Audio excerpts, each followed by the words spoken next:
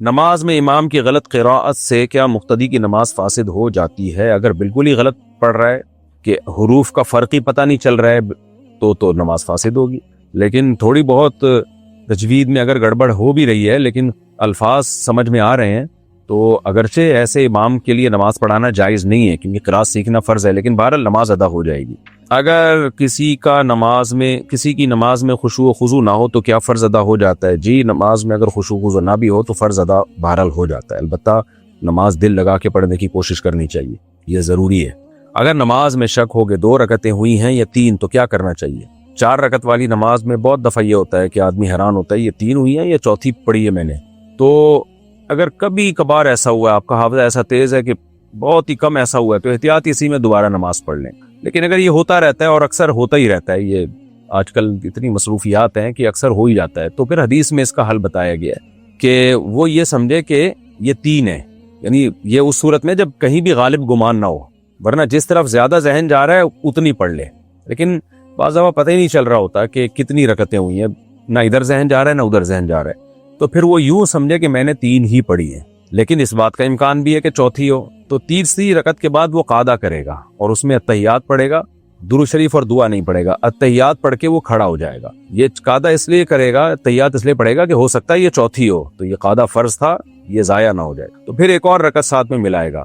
اب یہ رکعت یا تو چوتھی ہوگی یا 5ویں ہوگی، اور اس کے بعد پھر اتحیات پڑھ کے سجدہ سہو کرے گا. سجدہ سہو اس لیے کرے گا کہ اتحیات کے بعد یہ 5ویں رکعت کے لیے کھڑا ہو گیا تھا، اور اگر یہ چوتھی رکعت تھی تو تیسری رکعت کے بعد بیٹھا کیوں تھا، تو اس کی تلافی پھر سجدہ سہو سے ہو جائے گی. تو اس طرح سے یعنی شک ہو رہا ہے کہ 3 پڑھی ہیں کہ 4 پڑھی ہیں، تو یوں ہی سمجھے کہ 3 پڑھی ہیں، لیکن قعدہ بھی کرے، اتحیات بھی پڑھے، اس کے بعد کھڑا ہو جائے، سورہ فاتحہ پڑھ کے اور تلاوت کر کے، اور اگر فرض نماز ہے تو صرف سورہ فاتحہ پڑھے اور 2 سجدوں کے درمیان اتحیات پڑھ کے سجدہ سہو کرے اور پھر اتحیات پڑھ کے سلام پھیر لے. یہ طریقہ ہے. تیسری رکعت میں سورت ملانا بھول گئے تو کیا حکم ہے؟ 4 رکعت سنت میں تیسری رکعت میں سورت ملانا بھول جائیں تو کیا سجدہ سہو واجب ہوگا؟ محمد اسد ربانی بہار سے.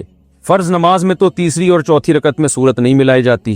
اگر کوئی ملا لے تو بھی کوئی یعنی حرج نہیں ہے، بہتر یہ کہ نہ ملائی جائے تو سجدہ سہو واجب نہیں ہوتا. لیکن سنت میں، وتر میں اور نوافل میں تیسری رکعت میں بھی سورت ملانا واجب ہے.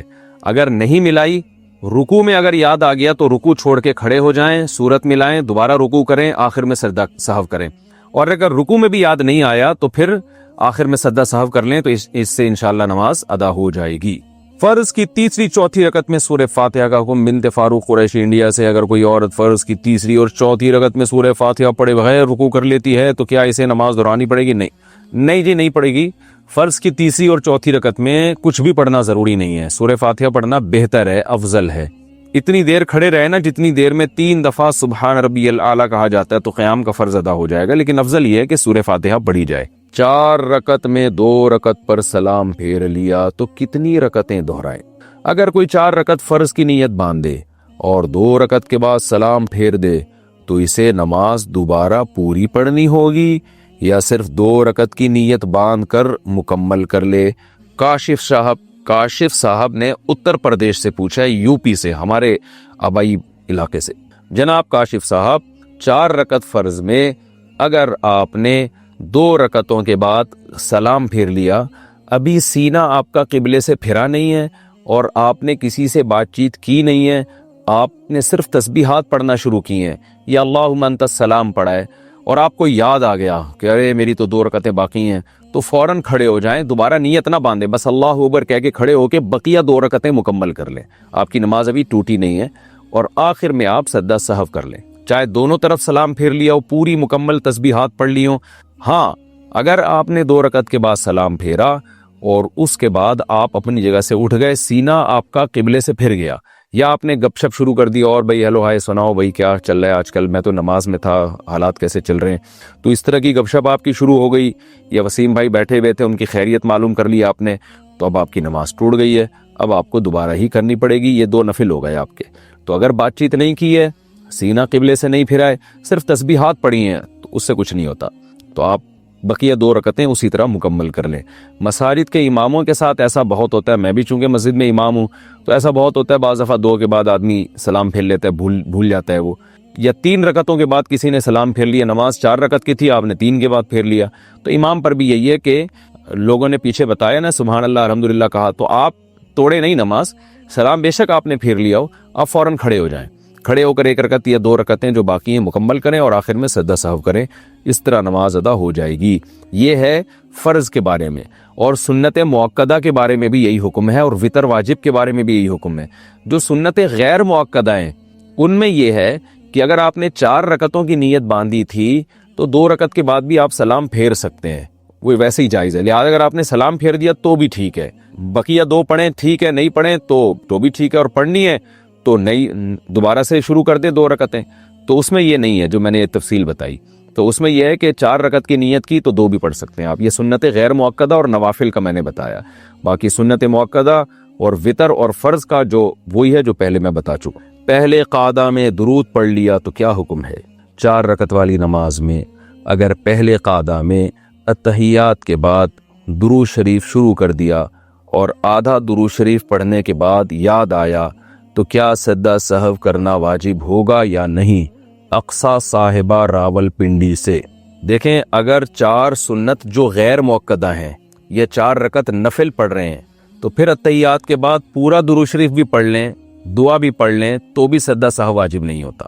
لیکن اگر 4 سنتیں مؤکدہ پڑھی جا رہی ہیں یا 3 رکعت وتر پڑھے جا رہے ہیں یا کوئی بھی فرض نماز پڑھی جا رہی ہے تو اس میں 2 رکعت کے بعد کھڑے ہونا تھا اور اتحیات کے بعد درود شریف پڑھ لیا ایسی نماز میں اور تاخیر ہو گئی، تو پھر ان نمازوں میں حکم یہ ہے کہ اللہم صلی علی محمد وعلی آل محمد کما صلیت علی ابراہیم، جو علی ہے نا ابراہیم سے پہلے علی، اس علی تک اگر کسی نے پڑھ لیا تو سجدہ سہو واجب ہو جائے گا۔ اور اتنی تاخیر پر سجدہ سہو اس لیے واجب ہوگا کہ اس بارے میں کوئی حدیث تو نہیں ہے کہ کتنی تاخیر پر واجب ہوتا ہے، تو اس لیے فقہا کا اختلاف ہوا ہے، تو بہت سارے اقوال ملتے ہیں فقہا کے، تو ہمارے نظر میں راجح قول یہ ہے کہ نماز کی جو 3 تسبیحات ہیں نا وہ پورا ایک رکن کے برابر ہوتی ہے، تو ان 3 تسبیحات کے بقدر اگر تاخیر ہو جائے گی تو یہ تاخیر ایک شرعی تاخیر کہلائے گی، جس کو شریعت میں معتبر سمجھا گیا ہے دوسرے مقام پہ، کیونکہ اس سے پورا ایک رکن ادا ہو جاتا ہے۔ تو 3 دفعہ سبحان ربی الاعلیٰ یا 3 دفعہ سبحان ربی العظیم، اس کے 42 حروف بنتے ہیں، تو یہ 42 حروف اعلیٰ ابراہیم تک بن جاتے ہیں۔ اور بھی اقوال ہیں، ہماری نظر میں راجح قول یہی ہے، تو کوئی کسی بھی قول پر عمل کر لے اس کی نماز انشاءاللہ درست ہو جائے گی، ہماری نظر میں راجح یہی ہے۔ تو اللہم صلی علی محمد وعلی آل محمد کما صلیت علی ابراہیم وعلی آل ابراہیم، تو کما صلیت علی تک اگر کوئی پہنچ گیا تو یہ اتنی تاخیر ہے کہ اس سے سجدہ سہو واجب ہو جائے گا۔ ہمارے شیخ حضرت مفتی رشید احمد صاحب تھے، ان کو اصل فتاوی میں ایک مسئلہ لکھا ہوا تھا، مسئلہ بھی بڑی اہم نوعیت کا تھا، تو میں درجہ خامسہ میں پڑھتا تھا، میں نے حضرت کو لکھ کے دیا، دلائل لکھے، میں نے کہا یہ تو اس پہ تو اختلاف، یعنی یہ مسئلہ تو صحیح معلوم نہیں ہوتا۔ کتنے بڑے عالم تھے، مفتی اعظم مفتی تقی عثمانی صاحب کے استاذ حضرت مفتی تقی عثمانی صاحب، مفتی رفیع عثمانی صاحب نے ان سے 8 سال پڑھا ہے، 7-8 سال، کتنے بڑے استاذ ان کے، اور دارالعلوم کرنگی میں شیخ الحدیث تھے، اور نائب مفتی بھی آپ کہہ سکتے ہیں ان کو، مفتی محمد شفیع صاحب کے بعد، یعنی ان کے سینئر ترین علماء میں سے تھے، مفتیوں میں سے۔ کتنے بڑے عالم کو ایک 5ویں جماعت کا بچہ کہہ رہا ہے کہ آپ نے یہ مسئلہ کتاب میں باقاعدہ لکھ دیا تھا انہوں نے، اور چھپ چکی تھی کتاب۔ میں نے کہا یہ مسئلہ ایسے لکھا ہوا ہے تو یہ تو دلائل تو اس کے خلاف ہیں، وہ میں نے دلائل لکھ کے دے دیے۔ تو حضرت نے ایک دفعہ وہ دلائل پڑھے، انہوں نے فرمایا بالکل صحیح لکھا ہوا ہے آپ نے، تو اگلے ایڈیشن سے احسن الفتاوی سے وہ کتاب سے وہ مسئلہ نکال دو، اس کو چینج کر دو۔ سمجھ رہے ہیں؟ بہت مشکل ہے سمجھانا۔ حضرت نے فوراً حکم دیا کہ یہ جو میری کتاب احسن الفتاوی میں یہ مسئلہ آ چکا ہے، چھپ بھی چکا ہے، تو ایک پرچی لکھ کے دے دی اپنے ہاتھوں سے کہ اگلے ایڈیشن میں اس مسئلے کو تبدیل کر دیا جائے، یعنی میرے بارے میں کہا جیسے انہوں نے کہا ہے جو لکھ کے دیا اس کے مطابق اس کو کر دیا جائے۔ کتنا آسان ہو گیا نا۔ اچھا کمال کی بات ہے کہ اگلا ایڈیشن چھپنے سے پہلے حضرت کا انتقال ہو گیا تھا، تو میرے پاس وہ تحریر حضرت کی لکھی بھی موجود تھی، پھر میں نے بڑوں کے سامنے پیش کی، میں نے کہا یہ حضرت کا ایک ثبوت ہے میرے پاس ان کی رائٹنگ میں کہ انہوں نے کہا اس مسئلے کو چینج کرنا ہے، تو بعد والوں نے پھر الحمدللہ وہ بولتے کیوں نہیں چینج کر دی۔ تو کتنا آسان ہے نا۔ تو ہمیں بھی اپنے اندر لچک پیدا کرنی چاہیے، بھئی سامنے والا صحیح بات کہہ رہا ہے تو ٹھیک ہے مان لو، اس میں کیا مناظرے اور کیا خام خواہ کے کھینچا تانی کر کے آڑا ترچھا ٹیڑھا میڑا، پھر اکابر کا مسئلہ بنا لینا، پھر علماء دیوبند کا مسئلہ بنا لینا، پھر نعرہ تکبیر، اور پھر یہ جو ہمارے یہاں حساب کتاب چل رہا ہے۔ تو لچک پیدا کرو میرے بھائی اپنے اندر، اگر غلطی ہے تو ہے، اس میں کیا ہو گیا، نہیں آ رہی بات میرا خیال ہے۔ تو اس میں کوئی اتنی بڑی ٹینشن لینے کا نہیں ہے. مسئلہ سب یہ ہوتا ہے جب آپ تھوپتے ہو نا اپنی رائے دوسرے کے اوپر, پھڈے پھر کھڑے ہوتے ہیں. تھوپنے کی اجازت نہیں ہے. مثال کے طور پر میں حضرت کو لکھ کے دے دیتا کہ یہ مسئلہ ایسا نہیں ایسا ہے, حضرت فرما دیتے کہ آپ بچے ہیں, آپ کو دلائل نہیں سمجھ میں آئے, اس کا جواب ہے, ان دلائل جو آپ نے لکھے ہیں نا اس کا جواب میرے پاس موجود ہے, کسی اور وقت میں بتا دوں گا یا لکھ دوں گا, تو بس بات ختم ہو جاتی. اب میں پھر جا کے پھر پرچی پکڑاتا, پھر میں حضرت کے خلاف کلپ بناتا, دیکھو میں نے تو یہ کہا تھا پھر بھی رجوع نہیں کیا, یہ تو ہے ہی ایسے. اس سے کیا پیدا ہوتا ہے؟ فساد, اختلاف, پھڈے. بھائی اپنی رائے دلائل کے ساتھ بیان کر دو, اگلا مان لے ٹھیک ہے, نہیں مانے تو بھی کیا ہے ٹھیک ہے, تو اگلے کو بھی چاہیے کہ مان لے اگر دلائل ہے. تو اس لیے رجوع کرنے میں کوئی انسان کو تکلیف نہیں ہونی چاہیے, اور رجوع کرنا اس کی علامت نہیں ہوتی کہ آپ جاہل ہیں. بڑے سے بڑے علماء سے بھی بیان کرنے میں غلطی ہو سکتی ہے, بڑے سے بڑے علماء. تو رجوع کرنے میں کوئی یہ اس کی علامت نہیں ہے کہ آپ جاہل ہیں. رجوع کرنے کا مطلب یہ, وہی اس وقت آپ سے ایک رائے بیان کرنے میں غلطی ہوئی تھی, اب آپ اس غلطی سے رجوع کر رہے ہیں, تو اس سے عزت داروں کی نظر میں آپ کی عزت بڑھتی ہے, کم نہیں ہوتی. سمجھ میں آ رہی ہے بات کہ نہیں آ رہی؟ ابھی دیکھو میں نے ایک بیان کیا تھا کہ جو لوگ 2 جماعتیں کراتے ہیں نا مسجدوں میں, تو اس بارے میں ہمارے پاس صرف ایک ہی حدیث ہے کہ نبی کے دور میں ایک دفعہ یہ عمل ہوا ہے. تو امریکہ میں ایک مفتی ہیں, عالم ہیں, مفتی عثمان صاحب, انہوں نے ویڈیو بنائی اور پھر انہوں نے دلائل دیے کہ نہیں اور بھی حدیثیں اس بارے میں ہمیں ملتی ہیں. تو پورے ایک انہوں نے ریکارڈنگ کر کے یوٹیوب پہ ڈال دی. وہ بھی اچھے عالم ہیں, ان کا مقصد بھی کوئی توہین نہیں تھا. انہوں نے کہا ہم 1 سال سے آپ سے رابطے کی کوشش میں تھے, آپ سے رابطہ نہیں ہو رہا تھا, رابطہ ہوتا تو ہم ویڈیو نہ بناتے. یہ تو طریقہ ہی نہیں ہوتا نا کہ کسی نے کوئی بات کی ہے تو آپ پہلے اس سے رابطہ کر لو بھائی, تاکہ ہو سکتا ہے وہ خود ہی رجوع کر لے. لیکن انہوں نے کہا ہم نے بہت کوشش کی, نہیں ہوا, تو ہم نے ایک ویڈیو پھر یوٹیوب پہ اپلوڈ کر دی. تو 1 سال بعد ان کا مجھ سے رابطہ ہوا, تو وہ ان کے دلائل میں نے دیکھے, میں نے کہا واقعی مجھ سے غلطی ہوئی ہے, دور نبوی میں اس کے اور بھی واقعات ہمیں ملتے ہیں. باقی مسئلہ کیا ہے وہ پھر میں نے کسی اور موقع پہ بیان کروں گا, دوسری جماعت کی شرعی حیثیت کیا ہے. تو میں نے فوراً کلپ ریکارڈ کروا دیا. میں نے کہا بھائی وہ جو میں نے بیان میں کہا تھا صرف ایک حدیث ملتی ہے, تو بعض علماء نے بتایا کہ اس بارے میں اور بھی حدیثیں موجود ہیں. ختم ہو گئی بات. اب آپ کو نہیں, یا میرے شاگرد بولے نہیں جو ہمارے استاذ نے جو بات بول دی وہ پتھر پہ لکیر ہے, تو اس سے پھڈے بازی کے علاوہ کچھ بھی حاصل نہیں ہوتا. سمجھتے ہو کہ نہیں سمجھتے ہو؟ اچھا میرے بھائی, ہمارے جتنے بھی اکابر گزرے ہیں جنہوں نے بہت زیادہ دین کا کام کیا ہے, انہوں نے ساری زندگی میں دین کو اوڑھنا بچھونا بنایا. ہم ایسا کیوں نہیں کر سکتے؟ ہم تو عصری علوم بھی حاصل کر رہے ہیں. دیکھو دین کو اوڑھنا بچھونا بنانا یہ عصری علوم حاصل کرنے کے خلاف نہیں ہے. آپ عصری علوم حاصل کر کے بھی دین کو اوڑھنا بچھونا بنا سکتے ہو. سمجھتے ہو کہ نہیں سمجھتے؟ مسلمانوں کو جیسے علماء کی ضرورت ہے اسی طرح ڈاکٹروں کی بھی ضرورت ہے, سائنسدانوں کی بھی ضرورت ہے, انجینئروں کی بھی ضرورت ہے, بشرطے کہ وہ انجینئر پھر اپنا ہی کام کریں. وہ یہ بھی بہت اہم چیز ہے. تو ہر شعبے میں ترقی کی ضرورت ہے. تو اس لیے کوئی عالم بن رہا ہے تو وہ عالم بنے, کوئی انجینئر بن رہا ہے تو اسی کو اچھی طرح سے پڑھے وہ, اور اسی کو اپنا انسانیت کی خدمت اور یہ سوچ کے, پیسہ بھی یہ سوچ کے کماؤ کہ مسلمان کے پاس دولت سے اسلام مضبوط ہوگا. سمجھتے ہو؟ میں تو جب تاجروں سے ملتا ہوں نا, ان کو کہتا ہوں کہ آپ یہ ارننگ ڈبل کرو. وہ کہتے ہیں آپ تو الٹی باتیں سکھا رہے ہو ہمیں. علماء کا تو یہ کام ہوتا ہے لوگوں کو یہ بتائیں کہ دنیا سے محبت ختم کرو. یہی ہوتا ہے نا, 1 کروڑ کما رہے ہو تو 50 لاکھ پہ آ جاؤ, کیا کرنا ہے 1 کروڑ کما کے؟ آپ کہہ رہے ہو 1 کروڑ کو کتنے کر دو, 2 کروڑ کر دو. تو یہ تو علماء والی بات تو نہیں ہوئی. میں نے کہا بھائی علماء کا کام ہوتا ہے لوگوں کے دلوں سے دنیا کی محبت نکالنا. دنیا نکالنا یہ علماء کا کام نہیں ہے. محبت تو ہم نکالیں گے آپ کے دل سے انشاءاللہ. نہ 1 کروڑ کی بھی نہیں رہنے دیں گے اگر ہمارے ساتھ رہو گے. اللہ نے چاہا تو, اللہ ہی نکالتا, ہم ہماری کیا اوقات. تو محبت تو 1 کروڑ کی بھی نہیں رہنے دیں گے انشاءاللہ. لیکن کماؤ گے 2 کروڑ. کماؤ گے کتنے؟ کیا ہو گیا بھائی, کیا ہو گیا؟ کیوں سمجھ میں نہیں آ رہی؟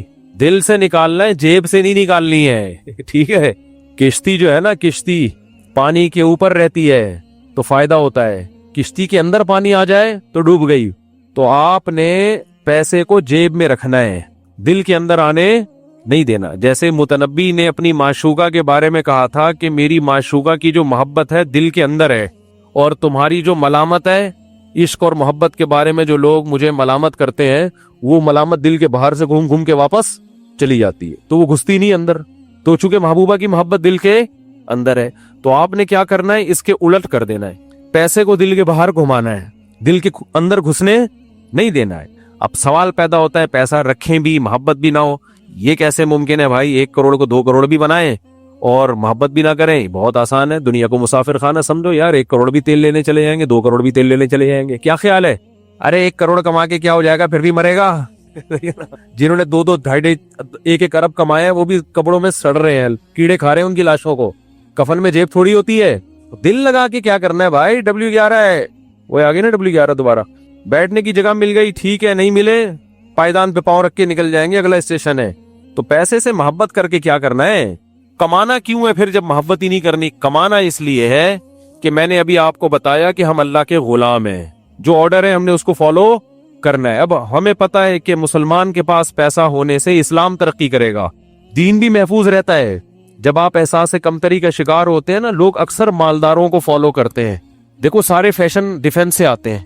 ڈیفنس والے اللہ نہ کرے, اللہ ان کو اچھے لوگ ہیں ماشاءاللہ, اگر وہ نیکر پہننا شروع کر دیں, ایک مثال دے رہا ہوں, تو یہ فیشن کراچی میں غریب علاقوں میں بھی چڈی بنیان کا فیشن آ جائے گا کہ یار ڈیفنس کے لوگ پہنتے ہیں بھائی.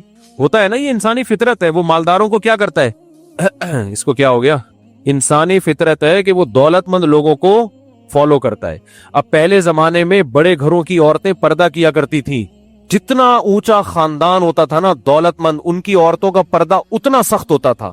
تو یہ پردہ فخر کی چیز تھا کہ بھئی یہ بہت اونچے گھرانے کی عورت ہے, یہ فل پردہ. اب الٹا معاملہ ہو گیا ہے کہ جتنا پیسہ زیادہ ہوگا, کپڑے خریدنے کے پیسے اتنے ہی کم ہو جائیں گے آپ کے پاس.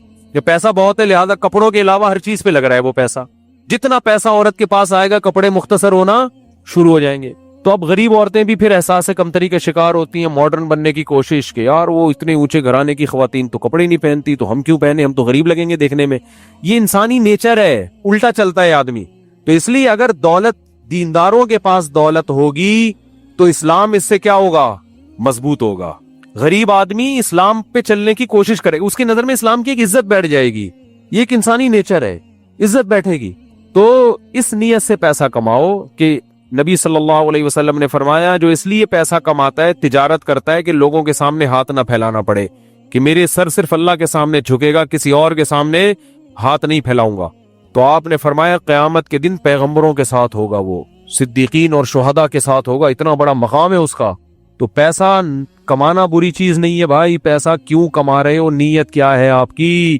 تو نیت یہ ہونی چاہیے مسلمان کے پاس دولت سے اسلام مضبوط, مدرسوں پہ خرچ ہوگا, رشتہ داروں پہ خرچ ہوگا. رشتہ داری جوڑنے کا قرآن میں حکم ہے یا نہیں ہے؟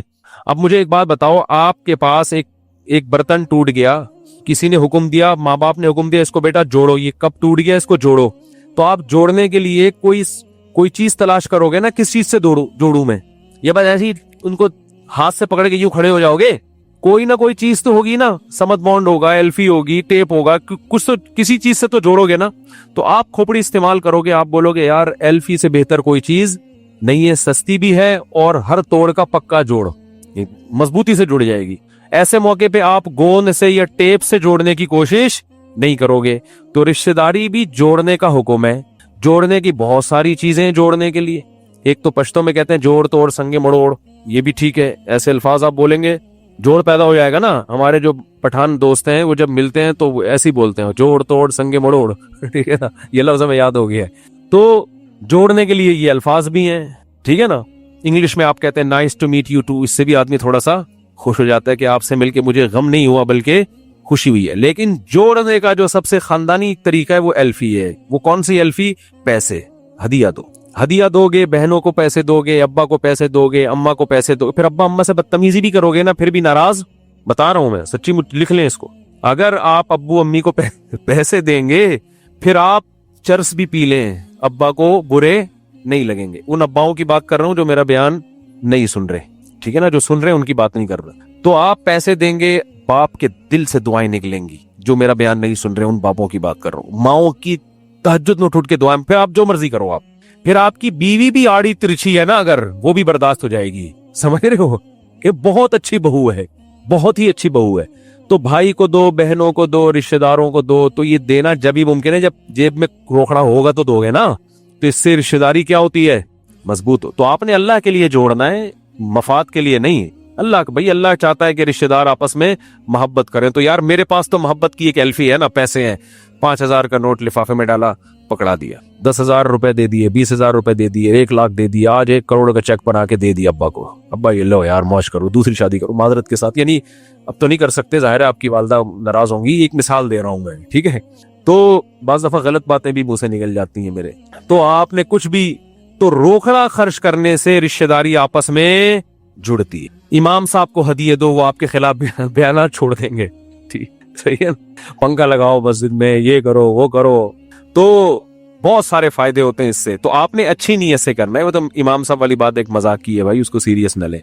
तो इस नीयत से पैसा कमा ले इंसान। और मैंने बताया हम चूंकि अल्लाह के गुलाम है, हम कोशिश करेंगे अच्छी नीयत के साथ उसमें कामयाब हो जाएं, ठीक है। नहीं हो तो भी ठीक है, ऐसे ही ठीक है, इसी भी अजर मिलेगा इंशाल्लाह। तो टेंशन लेने का सबसे अहम तरीन चीज है, टेंशन सिर्फ आखिरत की लेनी है, इसके अलावा टेंशन किसी चीज की नहीं लेनी है। जरा आखिरत की टेंशन के पता नहीं आखिरत में मेरा होगा क्या, बस इसके अलावा अल्लाह ने हमें कोई और टेंशन पालने की इजाजत नहीं दी है, बस यही टेंशन बहुत हो गया, बस करो यार। अच्छा मेरे भाई, लिबरल एतराज करते हैं कि मौलवी दुनिया को मुसाफिर खाना समझते हैं, तो जो शख्स 2 टके की दुनिया नहीं बना सकता वो असल आखिरत कहाँ से बनाएगा। दुनिया को मुसाफिर खाना समझ के भी बना लेते हैं। जो दुनिया को मुसाफिर खाना समझता है ना, वो ज्यादा अच्छा बना लेता है, क्योंकि उसको पता है कि इस सफर में जो करूंगा आखिरत में काम आएगा। वो फिर दुनिया कमाता है, इस दुनिया बराए दुनिया नहीं बल्कि आखिरत के लिए, वो इंसानियत की खिदमत ज्यादा कर लेता है।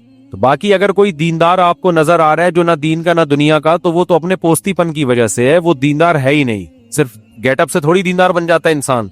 दीन और सुस्ती एक जगह जमा नहीं हो सकती। जो पड़ा हुआ है ना, खा रहा है सो जाता है, उठ के खाता है सो जाता है, तो वो दीनदार नहीं है, वो दीनदार नहीं हो सकता। दीनदार आदमी, देखो पैगंबर दीनदार थे, कितने ज़हीन होते थे, कैसी उनकी पॉलिसियां, कैसी प्लानिंग। यूसुफ अलैहिस्सलाम ने कैसी प्लानिंग करके दी ना, कहत पड़ने वाला है, पूरे कंट्री को तबाही से बचाया यूसुफ अलैहिस्सलाम की प्लानिंग ने, कि कहत पड़ने वाला है, 7 साल का जखीरा करो और फिर इतना इतना डिवाइड करना है इसको मुल्कों में, उससे आपकी मईशत मजबूत होगी।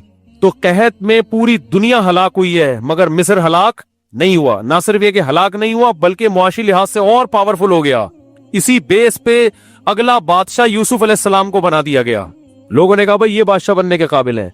तो पैगंबरों की जिंदगी, सहाबा की जिंदगी से अंदाजा होता है दीनदार कितने ज़हीन होते हैं। तो आज अगर कोई ज़हीन नहीं है, तेज नहीं है, पोस्ती है, तो वो दीनदार है ही नहीं। समझते नहीं हो मेरा ख्याल है बात। तो उसको सुट्टे उट्टे लाके पकड़ा दो, बोलो तू ये लगाया कर बैठ, तो उस पे ये चीजें सूट करती हैं। बाकी इन लिबरल्स लोगों ने तबाह किया है मुल्क को।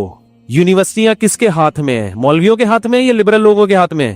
तो उन यूनिवर्सिटियों में चर्स पिलाई जा रही है कि नहीं पिलाई जा रही? लड़कियां चरसी बन रही हैं, लड़कियां। ये लिबरल लोग जो दीन को फॉलो नहीं करते उन्होंने किया है। अस्पताल किसके हाथ में है? मौलवी चला रहे हैं अस्पताल। अब कोरोना में डेथ रेशो बढ़ रहा है, आपको चाहिए था कि आप अस्पताल की फीसें आधी कर देते, आपने उसको बिजनेस का जरिया बनाया, लोगों की जानों से खेल रहे हो। वो क्या हो गई, ये फीसें, चार्जेस डबल हो गए हैं। ये लिबरल लोगों के हाथ में हॉस्पिटल, जिन्होंने तबाह किया है। कॉलेजेस देख लो, हमने खुद कॉलेज में पढ़ा है, हमें पता है कि कॉलेजों में क्या होता है। ये लिबरल लोगों के हाथ में है। उलमा के हाथ में मदरसे हैं, आप अपने बच्चों को मदरसे पढ़ाओ, जरा एजुकेशन भी मिलेगी और बेहतरीन उनके लिए रिहाइश का इंतजाम भी होगा, और तालीम के साथ साथ तमीज भी सीख के निकलेंगे। समझ रहे हो ना, तालीम के साथ साथ तमीज भी, बड़ों का अदब, बात करना, कैसे उस्ताजों से बात की जाती है, कैसे अब्बा अम्मा से बात की जाती है, ये सारी चीजें सीख के निकलेंगे वो। तो वो उलमा के हाथ में जो इदारे हैं उनका हाल भी देखो, और आपके हाथ में जो इदारे हैं आप उनका हाल भी देखो। तो लिबरल लोगों को तो उलमा के खिलाफ बोलने का कोई तुक बनती नहीं है। उलमा को हुकूमत कब मिली है? ज्यादातर तो लिबरल लोगों पाकिस्तान के हुक्मरान रहे हैं। किसी पे 5 अरब का इल्जाम है, किसी के 4 अरब का इल्जाम है, ये सारे इल्जामात इन्हीं के ऊपर है। समझ में नहीं आ रही मेरा ख्याल है बात। रिस्क दुनिया में अल्लाह के जिम्मे है और हर किसी को मिलेगा। तो आजकल सबसे बड़ा मसला रिस्क का ही क्यों है? सबसे बड़ा मसला रिस्क का नहीं है, सबसे बड़ा मसला इंसान की हवस का है। आज दुनिया में इंसानी तारीख का बेहतरीन रिस्क मिल रहा है, जो यूनाइटेड नेशन की रिपोर्ट है कि इससे पहले दुनिया में इंसानियत को इतनी अच्छी क्वालिटी की रोजी कभी भी नहीं मिल। रिस्क की बहुत फरावानी हो गई है। आप अपने बाप दादा से पूछो, उनको नाश्ते में, खाने में ये चीजें नहीं मिलती थी जो हम और आपको मिल रही हैं। हाँ, ये जरूर है कि कुछ इलाकों में बहुत ज्यादा गुर्बत है, लेकिन वो गुर्बत बैनुल अक़वामी जो ताकतें हैं ना, उनकी करप्शन की वजह से है। साउथ अफ्रीका में एक जगह से सोना निकलता है, लेकिन उसी शहर के किनारे पे जो रहने वाले लोग हैं उनके पास खाने को रोटी नहीं है, क्योंकि उस सोने पर और उन जो हीरे जवाहरात निकलते हैं ना, उन पे बैनुल अक़वामी ताकतों का कब्जा है। جو سپر طاقتیں ہیں ان کا قبضہ ہے, انہوں نے حکمران خریدے ہوئے ہیں کہ ملک کو غریب رکھنا ہے, سارا پیسہ یہ سونا ہمارے پاس آئے گا. تو اس طرح کچھ دنیا میں چند لوگ ہیں جنہوں نے کیپچر کیا ہوا ہے, جس کی وجہ سے دنیا میں غربت ہے. اللہ کی طرف سے آج بھی بہت فراوانی ہے, اور حدیث میں آتا ہے عیسیٰ علیہ السلام جب دنیا میں آئیں گے تو یہ کرپشن ختم ہوگی نا, تو پھر کیونکہ انصاف سے تقسیم ہوگا رزق, تو آپ صلی اللہ علیہ وسلم نے فرمایا زکوٰۃ لے کے لوگ پھریں گے, دینے والے بہت ہوں گے, لینے والا کوئی بھی نہیں ہوگا. اس زکوٰۃ دینے والا پریشان ہوگا کس کو دوں بھائی. تو یہ ایسی فراوانی ہوگی جب دنیا میں کرپشن ختم ہوگی. تو یہ چند کنٹریز ہیں, چند بڑی طاقتیں ہیں, چند بڑے بڑے سانپ ہیں جنہوں نے دنیا کی دولت پہ سانپ بن کے بیٹھ گئے ہیں, اور یہ سودی نظام بھی اس کا ایک بہت بڑا سبب ہے. مفتی صاحب کیا کیکڑا کھانا جائز ہے؟ فقہ حنفی میں صرف مچھلی کھا سکتے ہیں, مچھلی کے علاوہ کچھ بھی نہیں کھا سکتے, نہ جھینگا نہ کیکڑا نہ کچھ اور اس کے دلائل بھی بڑے مضبوط ہیں. تو باقی امام شافعی کی رائے میں جائز ہے کھانا, تو ایک فقہ کو فالو کریں, پھر ساری پابندیاں اسی کی. جھینگا کھانے کے لیے شافعی بن جاتے ہیں, کیکڑا کھانے کے لیے امام شافعی بننا ہوا ہے, اور جب خون نکلتا ہے باڈی سے یا کسی بچی کو ہاتھ لگایا تو کہتے ہیں امام شافعی کے خون نکلا باڈی سے تو اب کہتے ہیں امام شافعی کے ہاں وضو نہیں ٹوٹتا. ایسا ہی ہے نا, امام شافعی کے یہاں بلڈ نکلنے سے وضو نہیں ٹوٹتا, تو کبھی شافعی بنتا ہے کبھی حنفی بنتا ہے, یہ ٹھیک نہیں ہے. ایک فقہ کو فالو کرو. تو یہاں بر صغیر میں 99% لوگ اہل سنت میں فقہ حنفی کو فالو کرتے ہیں, بلکہ اس سے بھی زیادہ, باقیوں کا ریشو تو 1% سے بھی کم ہے. تو ایسے میں آپ جب ایک فقہ کو فالو کر رہے ہو تو پھر پوری پابندیاں اس کی لو. ایک صاحب کہنے لگے سعودی عرب کے علماء جو ہے وہ کہتے ہیں کہ مچھلی کے علاوہ بھی سب چیزیں حلال ہیں, وہ یہ بھی کھا لیتے ہیں گو. تو میں نے کہا بھائی پھر سعودی عرب کے علماء تو یہ بھی کہتے ہیں کہ ایک نماز چھوڑنے سے انسان کافر ہو جاتا ہے, نکاح بھی ٹوٹ جاتا ہے, شیخ بن باز کا تو یہ فتویٰ ہے. کہنے لگے یار یہ تو میں نہیں مانتا. میں نے کہا پھر یہ کیکڑا کھانے کے لیے آپ سعودیہ کے فتوے کو مان رہے ہو؟ نماز جب چھوٹتی ہے, نکاح بھی گیا آپ کا, سارا دن بیٹھ کے نکاح کی تجدید ہی کرتا رہے گا, اتنا مہر کہاں سے لائے گا؟ ہر دفعہ نکاح میں نیا مہر رکھنا پڑتا ہے, کروڑوں روپے کا مقروض ہو کے دنیا سے جائے گا. تو ایک فقہ کو فالو کرنا چاہیے. چاروں فقہ درست ہے, لیکن فالو کس کو کرنا ہے؟ ایک تو فقہ حنفی کو جب فالو کر رہے ہیں آپ, تو پھر میرے بھائی امام حنیفہ کے دلائل اس میں بڑے مضبوط ہیں, کیونکہ حدیث میں آتا ہے احلت لنا میتتان السمک والجراد, 2 مردار ہمارے لیے حلال ہیں, ایک مچھلی اور ایک ٹڈی. اور سمندر کی ہر چیز کو اگر حلال قرار دیا جائے تو سمندر سے تو ایسا گند نکلتا ہے کہ آپ کی سوچ سے بھی بالا تر ہوگا وہ.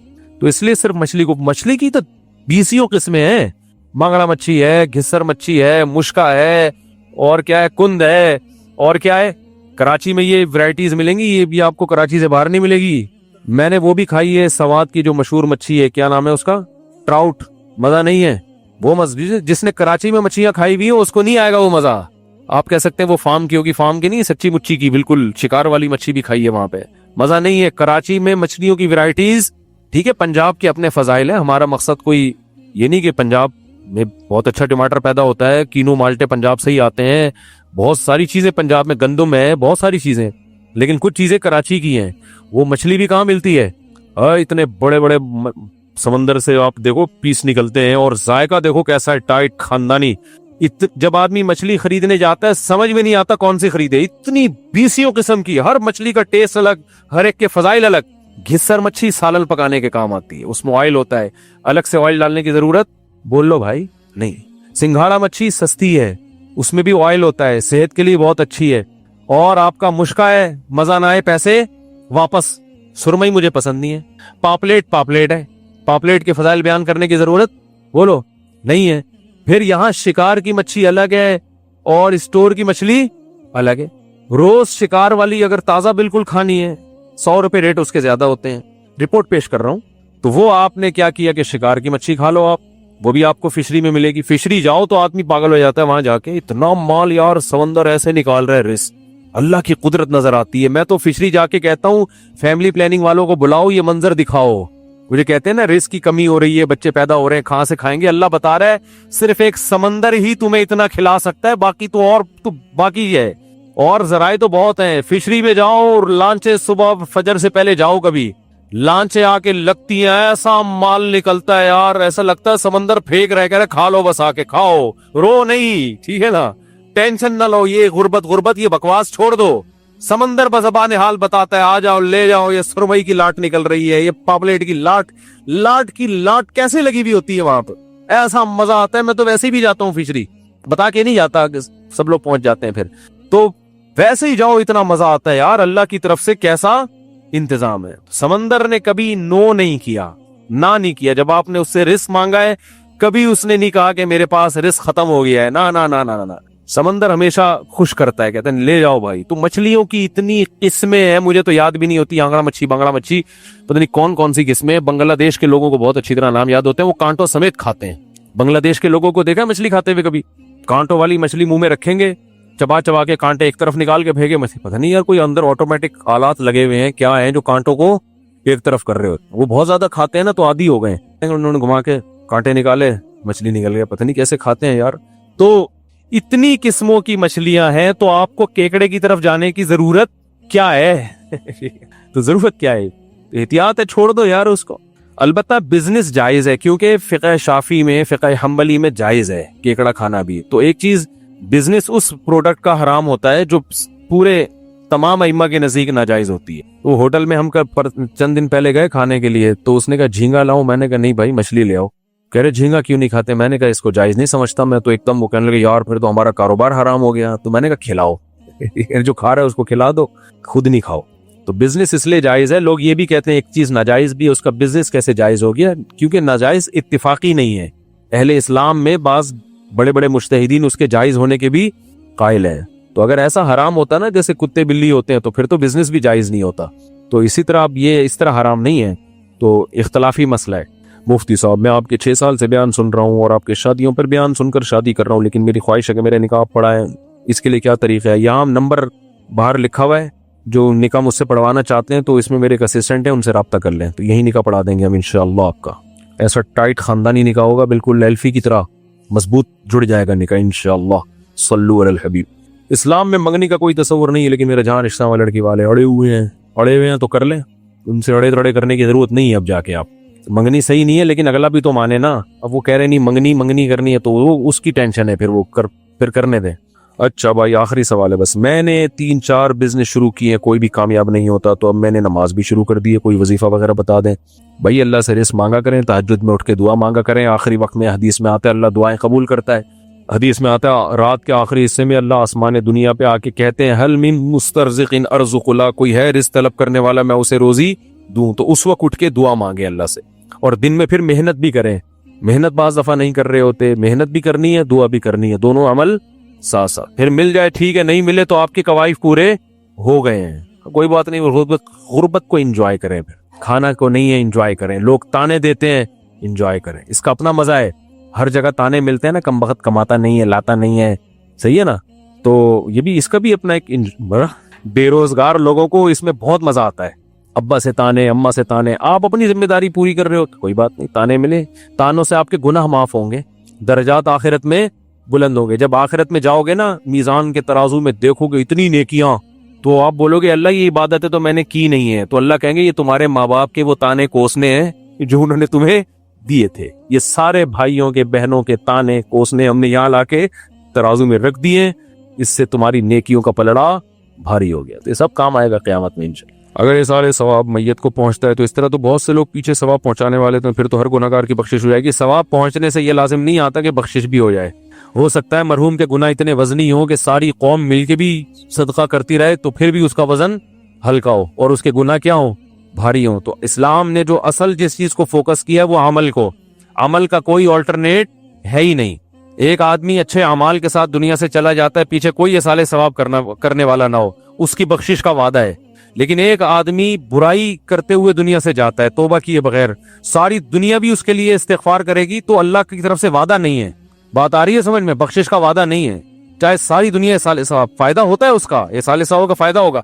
बख्शिश का वादा अल्लाह का सिर्फ और सिर्फ उन लोगों के लिए है जो जा रब्बहू बिक़ल्बिन सलीम, पाक दिल के साथ अल्लाह के सामने हाजिर हो, गुनाहों से पाक दिल। तो गारंटी सिर्फ उसके लिए, बाकी किसी के लिए नहीं है।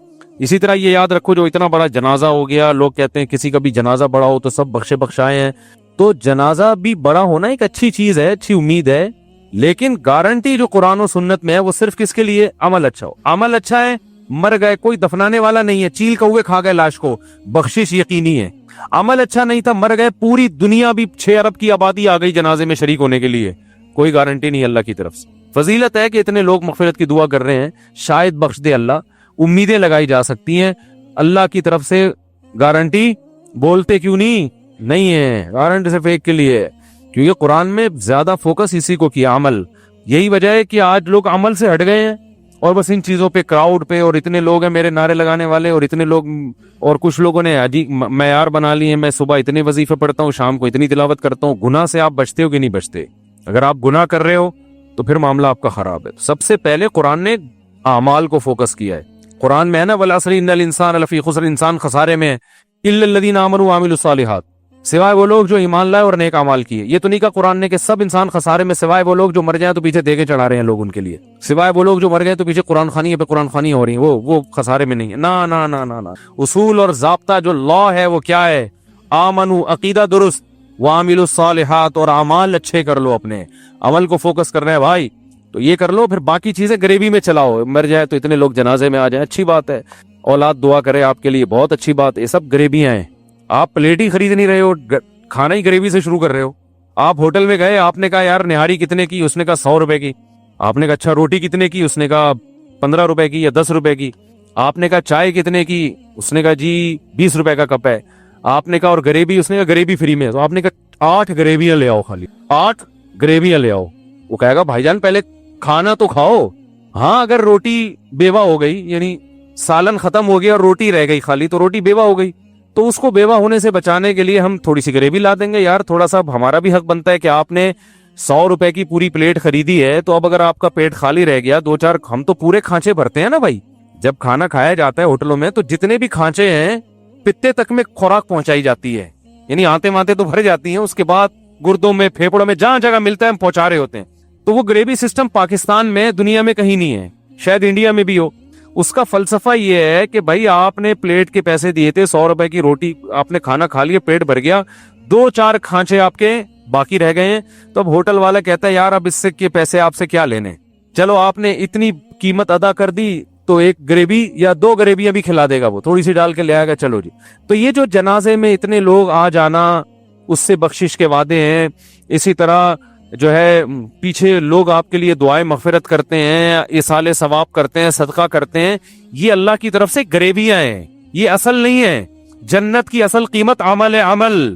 سمجھ میں آ رہی بات؟ جہنم سے بچنا ہے تو عمل. تو پہلے عمل مکمل ہو جائے, پھر نیچے بعد میں اولاد بھی دعائیں مانگ رہی ہے, اور بچوں میں حافظ بھی ہیں, وہ بھی بخشوائیں گے انشاءاللہ, شہداء بھی بخشوائیں گے, علماء بھی بخشوائیں گے, اور جناب پھر ساتھ ساتھ جو ہے وہ غریبوں کو کھانا بھی کھلایا جا رہا ہے, ایصال ثواب بھی ہو رہا ہے. تو یہ غریبیاں بھی ہیں. ہم نے جب یہ فضائل سنے اسلام میں غریبیوں کے, ہم نے عمل کو پیچھے کر دیا. لوگ سود بھی کھا رہے ہیں, چوری کے پیسوں سے حج کر رہے ہیں جا کے, کرپشن دبا کے ہو رہی ہے, بہنوں کی وراثت پھوڑی ہوئی ہے طبیعت سے, ان سے معاف کروا لیتے ہیں, بہنوں سے 2-2 کروڑ کے پلاٹ معاف کروا لیے ان سے, ٹھیک ہے نا, وہ معاف کروا لیے, ان کی وراثت نہیں دے رہے. اور جناب معاشرے میں جو بیوہ عورتیں رول رہی ہیں, دیکھ رہے ہیں ان کو اپنی آنکھوں سے, مگر کوئی اس سنت کو زندہ کرنے کے لیے تیار. میں تو اس کو بھی ایک جرم ہی سمجھتا ہوں. اور جناب لڑکیوں سے دوستیاں بھی ہیں, اور فون پہ گپیں بھی ہو رہی ہیں, 10-10 گرل فرینڈ پالی ہوئی ہیں, اور جناب شادی کرتا نہیں ہے, اور ادھر بھی دوستی ادھر بھی دوستی, بیگم, اور کر بھی لی تو وہ دوستیاں نہیں چھوڑ رہے. وہ بیگم کو بیوقوف بنانے کے لیے وسیم ستار کے نام سے لڑکیوں کے نمبر سیو کیے ہوئے ہیں. تو یہ ساری بدماشیاں طبیعت سے چل رہی ہیں. سارا دن جھوٹ بولتے رہتے ہیں, سچ بولا ہی نہیں جاتا, نہ داڑھی رکھنے کی توفیق ہو رہی ہے, نہ نماز پڑھنے کی توفیق ہو رہی ہے, سارے الٹے کام. لیکن جناب جنازہ ایسا خاندانی ہو جائے گا تو بخشوا دیے جائیں گے, اور جناب پیچھے پبلک جب مریں گے تو کھانا لوگوں کو کھلائے گی. نہ عقیدہ درست ہے. تو میرے بھائی یہ پھر سنہری خواب ہیں جو شیطان آپ کو دکھا رہا ہے. قرآن میں کیا کہتا ہے قرآن؟ الذین ضل سعیہم فی الحیات الدنیا, بہت سے لوگ ایسے ہیں دنیا میں بڑی محنت کرتے ہیں لیکن ضائع ہو جاتی ہے. یہ وہ لوگ ہیں یحسبون انہم یحسنون صنعا, یہ وہ سمجھتے ہیں کہ ہم اچھے کام کر رہے ہیں, حالانکہ وہ اچھے نہیں ہوتے. وہ سمجھتے ہیں ہم یہ جو کر رہے ہیں بہت اچھے ہو جائیں گے. فرمایا نہیں, پہلے عمل ہے میرے بھائی. سمجھتے ہو کہ نہیں سمجھتے ہو؟ اس لیے عمل کو فوکس کرو, اس کے بعد غریبیاں ٹھیک ہیں. عمل ہی نہیں ہے, غریبیوں پہ گزارا چلا رہا ہے. تو وہی ہے بھائی, وہ ایک آدمی گیا ہوٹل میں, وہ رائتے پہ بھی ہے یہ واقعہ, تو غریبی پہ ہے نا, کہ بھائی یہ روٹی کتنے کی, یہ سالن کتنے کا, یہ اتنے کا, رائتا, پھر اس نے کہا رائتا لے آ بس تو خالی, ٹھیک ہے نا. تو اس لیے عمل سب سے پہلے عمل ہے. عمل حقوق اللہ بھی پورے کرنے اور حقوق العباد بھی, یہ پورے کرنے کے بعد میرے بھائی کوئی بھی جنازے میں شریک نہ ہو. بے شک ایک بندہ بھی دفن ہی نصیب نہیں ہوتا. فرض کر لو آپ بہت نیک تھے, نیک آدمی تھے, خدا نہ خواستہ ایسی جگہ آپ کی موت ہوئی, اور موت بھی بڑی خطرناک ہوئی, یہ بھوک پیاس سے ریگستان میں تڑپ تڑپ کے مر گئے آپ. ایک مثال دے رہا ہوں, ٹرین کے نیچے آ کے مر گئے, بم دھماکے میں چیتھڑے اڑ گئے, کوئی ٹینشن لینے کا نہیں ہے. عمل اچھا تھا نا, جس طرح بھی مرو, دفنانا نصیب ہو یا نہ ہو, جنازہ نصیب ہو یا نہ ہو, غسل کفن نصیب ہو یا نہ ہو, کوئی ٹینشن. یہ بعد والوں کی ٹینشن ہے. میت کو اگر غسل نہیں دیا تو جنہوں نے نہیں دیا ان کو گناہ ملے گا, میت کو تھوڑی گناہ ملتا ہے. جنازہ پڑھنا تو بعد والوں کے اوپر فرض ہے کہ اکرام کے ساتھ, تمیز کے ساتھ, عزت کے ساتھ دفن کرو اس کو. تو میت نے اپنا عمل کیا تو بس وہ بری ذمہ, اب اللہ اسے نواز دے گا. اور اگر اپنا عمل میرے بھائی اچھا نہیں ہے, اللہ کی نظر میں, پبلک کی نظر میں نہیں, کچھ چیزیں ایسی ان کو پبلک ہٹو بچوں کہتی ہے, بڑا زندہ باد ماشاءاللہ, اللہ نہیں مانتا اس کو. اللہ کی نظر میں اگر آپ کا عمل اچھا تھا, ہمارے ایک دوست تھے بڑے نیک, اللہ ان کی مغفرت فرمائے, وہ ٹرین سے اترتے ہوئے نا پاؤں پھسلا پلیٹ فارم پہ, اور ان کی پوری ٹانگ کٹ گئی ٹرین کے نیچے, ڈیتھ ہو گئی ان کی. تو ان کے رشتہ دار پریشان تھے, تو بہت بری موت ہے. میں نے کہا بندہ اچھا تھا تو موت بری نہیں ہو سکتی. اللہ نے کہا ہے جو اچھا آدمی ہوتا ہے اس کی موت اچھی ہی ہوتی ہے, جو برا آدمی ہوتا ہے وہ اگر ایئر کنڈیشن روم میں اور اود کی خوشبو میں بھی اگر مرے گا نا, اچھی موت نہیں ہے. بادشاہوں کی موت اکثر بڑے وی آئی پی کمروں میں ہوتی ہے, بہت اچھے اسٹائل میں ہوتی ہے, حالانکہ بہت پیسہ کھا کے مر رہے ہوتے ہیں. اور یاد رکھو یہ جو موت کی تکلیف ہوتی ہے نا گناہگاروں کو, اس سے دنیاوی تکلیف مراد نہیں ہے. دنیا میں بعض دفعہ نیک آدمی بہت اذیت والی موت سے مرتا ہے, اور برا آدمی بڑے آرام سے مر جاتا ہے. بعض دفعہ ایسے ہوتا ہے نیک آدمی تڑپ تڑپ کے مر رہا ہوتا ہے, تو لوگ کہتے ہیں دیکھو کتنی بری موت ہے. نا نا نا نا نا نا, یہ تڑپنا دنیا کا ہے. دنیا میں تو تکلیفیں نیک کو بھی پہنچتی ہیں, بروں کو بھی پہنچ سکتی ہیں. اور بعض دفعہ برا آدمی آرام سے مر جاتا ہے, لیٹے اور انا للہ پہنچ گئے, کوئی بیماری ایسی تھی کہ وہ فوراً مر گیا اس سے.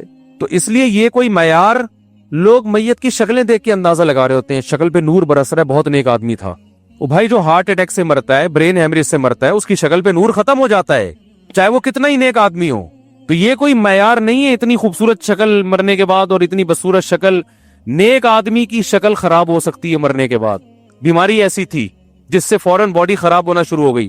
برے آدمی کی شکل اچھی ہو سکتی ہے مرنے کے بعد, کیونکہ وہ جس طرح سے مرا ہے تو ہو سکتا ہے اس بیماری کی وجہ سے باڈی جلدی خراب نہ ہو, یا ٹھنڈے علاقے میں مرا ہے. اب کوئی چترال کے برف خانے میں مر گیا, شراب پی کے بھی مرے گا, جلدی خراب نہیں ہوگا, 3 دن بعد بھی جائیں گے نورانی مسکراتا ہوا چہرہ نظر آئے گا اس کا. چترال میں برف پڑ رہی ہے نا آج کل, تو اب برف میں کوئی مر گیا سردی سے, تو مرنے کے بعد آپ جاؤ, جب تک مارچ اپریل شروع نہیں ہوتا اس کی باڈی ایک دم جس طرح اسٹائل سے مرا ویسے کا ویسے. اور اگر کوئی جیکب آباد کی گرمی میں نمازی آدمی کا انتقال ہو گیا, مرتے ہی اس کا چہرہ خراب ہونا شروع, کیونکہ یہ قدرتی عمل ہے. کیڑوں نے کھانا ہے لاش کو, نمازی کی لاش کو بھی کیڑے کھائیں گے, اور نیک آدمی کی برے آدمی کی لاش کو بھی کیڑے کھائیں گے. یہ تو اللہ نے بتا دیا, یہ دنیا تھی ختم, اب تمہارے ساتھ تمہاری باڈی تھوڑی جائے گی قبر میں, وہ تو مادی چیز ہے, وہ تو ختم, عمل جا رہا ہے عمل. تو یہ سب چیزیں ان سے کبھی بھی متاثر نہ ہوا کرو میرے بھائی. اصل چیز صرف اور صرف اور صرف عمل ہے. اچھے عمل کے ساتھ ہمارے حضرت فرمایا کرتے تھے کہ اگر آپ کے اعمال اچھے ہیں, آپ خواب میں اپنے آپ کو روز جہنم میں جلتا ہوا دیکھو, ٹینشن مت لو, یہ شیطان ہے جو آپ کو مایوس کر رہا ہے. آپ کے عمل اگر برا ہے, آپ روز جنت الفردوس میں خواب میں ٹہل رہے ہو, تو خوش فہمی میں مبتلا ہونے کی ضرورت نہیں ہے, کیونکہ خواب نبوت کا 46واں حصہ ہے, عین نبوت نہیں ہے. جو عین نبوت ہے نا قرآن, وہ کہتا ہے کہ جو نیک عمل کرے گا, جنت تلکل جنت التی نورث من عبادنا من کان تقیا, اس جنت کا وارث ہم اس کو بنائیں گے جو پرہیزگار بن کے آئے گا, گناہوں سے بچے گا. تو قرآن تو کہہ رہا ہے کہ جو پرہیزگار بنے گا وہ جنت میں جائے گا. خواب میں آپ جہنم میں جا رہے ہو, تو قرآن بمقابلہ خواب ہو رہا ہے کہ نہیں ہو رہا؟ تو سچا کون ہے؟ قرآن ہے. لیکن لوگ قرآن کو نہیں, خوابوں کو فوکس کر رہے ہیں. بہن کی وراثت دی نہیں, آپ روزانہ جنت آ رہی ہے خواب میں آپ کو, آپ خوش فہمی ہو, یار میں تو اللہ کا شکر ہے نبی صلی اللہ علیہ وسلم کی بھی مجھے روزانہ خواب, مجھے لوگ بتا رہے ہوتے ہیں مجھے نبی کی بھی زیارت ہوئی ہے خواب میں, اور آپ صلی اللہ علیہ وسلم نے شفقت کا ہاتھ میرے سر, ایسے خواب آ رہے ہوتے لوگ. میں ان سے پوچھتا ہوں بہن کی وراثت دے دی؟ کہہ رہے ہیں یار وہ تو ابھی 10 سال ہو گئے, ابا کو پہ دیکھیں گے. بھائی وراثت نہیں دی, گھر والوں کے ساتھ سلوک اچھا ہے آپ کا, گھر والوں سے رابطہ کرو گے, 2 نمبر آدمی ہے اتنا تمیز سے, گھر میں دوستوں کے ساتھ بیٹھا ہوتا ہے, ایسا ہنسی خوشی زبر, گٹر کے ڈھکن پہ بیٹھے ہوتے ہیں نا دوستوں کے ساتھ. اب تو کراچی میں ڈھکن ہی ختم کر دیے گورنمنٹ نے, گٹروں میں کراچی میں حکومت نے ڈھکن اس لیے ختم کیے تاکہ یہ اوباش قسم کے لونڈے لپاڑے گٹر کے ڈھکن پہ نہ بیٹھیں. ہم اچھی نیت کرتے ہیں نا حکومت سے, کہ کراچی میں گٹر کے ڈھکن اس لیے غائب ہوئے تاکہ یہاں بیٹھ کے لوگ گٹکا کھاتے تھے، تو حکومت نے گٹکے کو ختم کرنے کے لیے گٹروں سے ڈھکن کیا کر دیے؟ غائب۔ اور کووڈ-19 کے خلاف آپ کا جو امیون سسٹم ہے، قوت مدافعت بڑھانے کے لیے جو گٹر جو ہے نا ان کو بھی ابلنے دیا ہے تاکہ گندگی پھیلے اور آپ کی جو بھنگی آسانی سے بیمار نہیں ہوتا۔ یاد رکھو، آپ بھنگی کے منہ پہ چھینکو کے بیمار ہو جائے گا، وہ کہے گا ہم گٹروں سے گھوم کے نکل کے آتے ہیں یار، ہمیں کچھ نہیں ہوتا، تو ہمارے اوپر چھینک رہا ہے۔ بیمار تو وہی آدمی ہوتا ہے جو ان چیزوں سے بچتا ہے۔ تو یہ بھی حساب کتاب ہے کہ یہ گورنمنٹ کا اچھی سوچ رکھنی چاہیے۔ تو ہم کہتے ہیں جو کراچی سے گٹروں کے ڈھکن غائب کیے ہیں اس میں بھی کوئی اچھا مسئلہ ہوگا۔ تو بات کیا چل رہی تھی، کدھر سے کدھر چلا گیا یار، میں جلدی سمیٹنے کی کوشش کر رہا ہوتا ہوں، پھر ٹاپک چینج ہو جاتا ہے۔ ہاں میں یہ بتا رہا تھا، باہر گٹر کے ڈھکن پہ جب بیٹھا ہے تو دوستوں سے ہنس کے ہاں گھر میں آتا ہی چنگیز خان بن جاتا ہے۔ بہت شادی شدہ لوگوں کو دیکھا ہے ہم نے، گھر سے باہر ایسے ہنسی مذاق لطیفے، گھر آئیں گے تو موڈ ہی آف ہو گیا۔ تو یہ تو عمل نہیں ہے نا۔ نبی صلی اللہ علیہ وسلم جب گھر میں آتے، امی عائشہ فرماتی ہیں مسکراتے چہرے کے ساتھ آتے تھے، سب کو سلام کرتے تھے۔ تو آپ گھر میں آگے سب سے تمیز سے بات کرتے ہو، سلام کرتے ہو، بیٹھتے ہو، ہاں وہی۔ تو یہ چیزیں نہیں ہیں۔ خواب آ رہا ہے جنت میں ٹہل رہا ہوں میں، حوریں آ رہی ہیں دائیں بائیں۔ مفتی صاحب کا 4 شادیوں میں بیان سنا تھا، آج وہی بیان سامنے آ گیا۔ دنیا میں نہیں ملی، آخرت میں، ٹھیک ہے نا، حوریں آ گئیں۔ اور کیا کہتے ہیں آپ کا جو ہے بڑے اچھے خواب آ رہے ہیں، اور نبی صلی اللہ علیہ وسلم کی زیارتیں بھی ہو رہی ہیں۔ بھائی جان، نبی کی خواب میں زیارت بہت بڑی فضیلت ہے، لیکن یاد رکھو عمل کو درست کر لینا اس سے بڑی فضیلت ہے۔ ساری زندگی خواب میں نبی کی زیارت نہیں ہوئی، لیکن نبی کی سنت پر عمل کیا، گھر میں آئے مسکراتے چہرے۔ آج کا جب بھی بات ہوتی ہے نبی کی سنتیں تو لوگ سمجھتے ہیں بس مسواک یہاں رکھ لو، یہ نبی کی سنتیں ہیں، مسواک یہاں رکھ لو، آنکھوں میں ٹائٹ سا سرما لگا لو موٹے موٹے کر کے۔ تو سنت کا یہ تصور آتا ہے، سنت طریقے کو کہتے ہیں، نبی کا طریقہ۔ اس کی مثال دیتا ہوں، ایک دفعہ میں یہاں تعلیم کر رہا تھا تو نبی حضرت عبد الرحمن ابن ابی سلمہ رضی اللہ تعالیٰ عنہ چھوٹے بچے تھے، ان کی والدہ حضرت ام سلمہ بیوہ ہو گئی تھی، تو ان سے نبی نے نکاح کر کے ان کے چھوٹے بچوں کو بھی پالا۔ تو عبد الرحمن ابن ابی سلمہ چھوٹے بچے تھے، نبی کے سوتیلے بیٹے نبی کی گود میں پلے ہیں۔ لگے کہ نبی صلی اللہ علیہ وسلم کی میں گود میں تھا اور آپ مجھے کھانے کے آداب سکھا رہے تھے کہ اپنے سامنے سے کھاؤ، بسم اللہ پڑھ کے کھاؤ۔ اب دیکھو ہمارا یہاں سے ذہن فوراً جائے گا کھانے کی سنتوں کی طرف کہ کھانا یوں کر کے کھانا چاہیے، یہ بھی ضروری ہے، لیکن اس سے بڑی سنت بھی ہمیں مل رہی ہے کہ بیوہ عورت سے شادی کر کے اس کے بچوں کو پالنا۔ اس سنت کی طرف ہماری کھوپڑی کھانے والی ہے کہ کھانا تو یہاں سے کھاؤ وہاں سے کھاؤ، پیٹ میں تو مزہ تو وہی آئے گا نا۔ اس کو دیندار لوگ بھی فوکس کرتے ہیں، یار کھانا جب کھاؤ تو بسم اللہ پڑھ لو۔ کتنا ٹائم لگتا ہے بسم اللہ پڑھنے میں؟ تو وہ تو پوری ہو جاتی ہے سنت الحمدللہ۔ تو بہت ہی کوئی ملحد ہوگا جو بسم اللہ نہیں پڑھے گا۔ اور پھر اپنے سامنے سے بھی، اب اگر بوٹی اس سائیڈ ہے تو پلیٹ گھما لو یوں کر کے، اپنے سامنے سے کھا لو۔ حدیث میں یہ تھوڑی ہے کہ پلیٹ گھمانے کی اجازت نہیں ہے تمہیں، بھائی یہ خطرہ ہوتا ہے کہ اپنے سامنے سے کھاؤں گا تو لیگ پیس تو وہاں ہے، فرنٹ پہ تو کچھ بھی ہے نہیں، اب وہ تو وہ کھا لے گا۔ تو اس کا طریقہ یہ باتوں باتوں میں اس کو گھما لو، پھر اپنے سامنے، اب اس کے لیے حرام ہو جائے گا آپ کا لیگ پیس کھانا، ٹھیک ہے نا۔ تو یہ والی سنتیں بھرپور طریقے سے پوری ہو رہی ہیں۔ مسواک یہاں رکھ لی، اور جناب تھوڑا سا کر بھی لی کبھی کبھار، اور سرما لگا لیا، اور بھی دو چار یہ رہ گئی ہیں۔ تو اصل جو اسلام جو طریقہ حیات ہے، لائف اسٹائل آپ کو جو پورا لا بتا رہے اس کو فوکس نہیں کر رہے۔ وہ یہ ہے کہ بھائی یہ بھی تو ہمارے معاشرے کا ایک حصہ ہے، اللہ پہ توکل کرو، لے لو سوتیلے بچوں کو پال لو، کوئی ٹینشن کی بات نہیں ہے۔ نبی کے گھر میں 40 دن چولہا نہیں جل رہا بھائی، پھر بھی رکھ رہے ہیں کہ چلو ہم ہیں جیسے ہمیں ویسے یہ بھی پل جائیں گے۔ تو توکل، اللہ پہ اعتماد اور یہ سب چیزیں مارکیٹ سے کیا ہو رہی ہیں، شارٹ، خوابوں پہ چل رہے ہیں۔ مجھے آج یہ والا خواب آ گیا، مجھے آج بشارت ہوئی ہے صبح صبح اٹھتے ہی۔ اللہ کا شکر ہے میں اپنے بارے میں اچھے خواب سے کبھی خوش فہمی میں مبتلا نہیں ہوتا، اللہ سے اچھی امیدیں ضرور لگاتا ہوں، لیکن میں کہتا ہوں بھائی جب آپ بولو جو لوگ فون کر کے بتاتے ہیں مفتی صاحب آج آپ کے بارے میں نے اتنا اچھا خواب دیکھا، آپ کو میں ممبر پہ بھی بیان نہیں کرتا، اس لیے کہ بھائی اگر میرا عمل اچھا ہے نا تو ٹھیک ہے، یہ اچھے خواب اللہ کی طرف سے ایک حوصلہ افزائی ہے۔ عمل اگر اچھا نہیں ہے تو ایسا نہ ہو کہ ان اچھے خوابوں کی وجہ سے میں بلا وجہ خوش فہمیوں میں مبتلا ہو جاؤں اور عمل سے کیا ہو جائے، کوتاہی۔ یہ ہوتا ہے انسان نا اپنے بارے میں اچھا سن کے بہت جلدی متاثر ہوتا ہے، اپنے بارے میں کوئی برا نہیں سننا چاہتا کبھی بھی۔ جب آپ کی کوئی تعریف کرے نا آپ فوراً یقین کرو گے، برائی کرو گے اتنی جلدی یقین نہیں آتا انسان کو، آدمی کہتے جھوٹ بول رہا ہے، یہ انسانی نیچر ہے، سب کی ہے۔ ہماری بھی ہے, آپ کی بھی ہے, سب کی ہے یہ نیچر. تو جب اپنی برائی ایک انسان کو معلوم ہے کہ میری یہ نیچر ہے کہ کوئی تعریف کرے گا تو چوڑے میں آؤں گا, برائی کرے گا تو نہیں مانوں گا, تو بہتر ہے اپنی اس برائی کو پہلے سے انسان جان کے لوگوں کو تعریف کرنے سے منع کر دے کہ بھائی ہمیں زیادہ چوڑے میں لانے کی ضرورت, خواب سنا سنا کے یہ دیکھا وہ دیکھا, وہ بھائی عمل کو فوکس کر لے انسان, بس اللہ عمل کی توفیق دے. ہاں ان خوابوں کو بالکل نظر انداز کر دینا بھی غلط ہے, ایک اللہ کی رحمت ہے, اگر اچھا خواب آ رہا ہے تو اللہ کا شکر ادا کر دینا چاہیے کہ اللہ جیسا اس نے میرے بارے میں اچھا خواب دیکھا تو حقیقت میں مجھے ویسا ہی بنا دے. اور اچھا یہ بات یاد رکھو, جو اکثر پیر و مرشد ہوتے ہیں نا, وہ اپنے بارے میں لوگوں کو جو اچھے خواب آ رہے ہوتے ہیں وہ بتا رہے ہوتے ہیں, جو برے آ رہے ہوتے ہیں وہ نہیں بتا رہے ہوتے. اب جیسے ہمارے بارے میں اچھے اچھے خواب لوگوں نے دیکھے مجھے بتاتے ہیں, تو میں ممبر پہ کیوں نہیں بتاتا, 2-4 نے الٹے الٹے بھی دیکھے ہوئے ہیں. میں کہتا ہوں یا تو پھر دونوں بتاؤ, نہیں بتا رہے تو پھر سارے ہی پی جاؤ, ٹھیک ہے نا, ورنہ وہ بندہ کہے گا وہ والا تو بتا دیا جس میں جنت میں ٹہل رہے تھے, وہ والا نہیں بتایا جس میں کوئی ٹینشن میں تھے. تو اس لیے بھائی چھوڑ دو عمل عمل عمل, بس.